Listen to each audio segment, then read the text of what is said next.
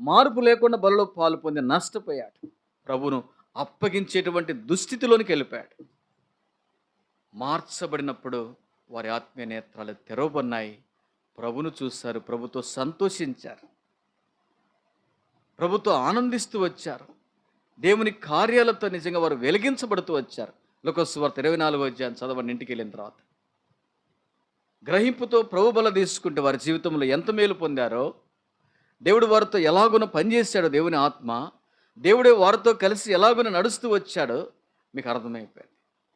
అలాగని మంచి జీవితంలో గ్రహింపు కలిగి ప్రభు బలలో పాలు పొందాలి. ఓ ప్రభువా, రక్షించుకున్నారు తండ్రి, ఇకనైనా మీ కొరకు ఒక గ్రహింపుతో ప్రభు బలలో పాలు పొందడానికి నిజంగా మిమ్మల్ని అప్పగించేటువంటి వాని కాకుండా, అప్పగించేటువంటి వారము కాకుండా, మిమ్మల్ని బట్టి నా నామము అన్ని జనుల మధ్య దూషణ పాలవుతుంది అంటాడు.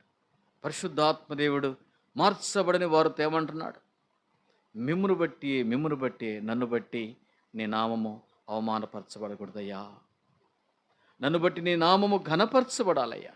ఈ తీర్మానంతో మనం ప్రభు బలలో పాలు పొందాం. ప్రార్థన చేసుకుందాం.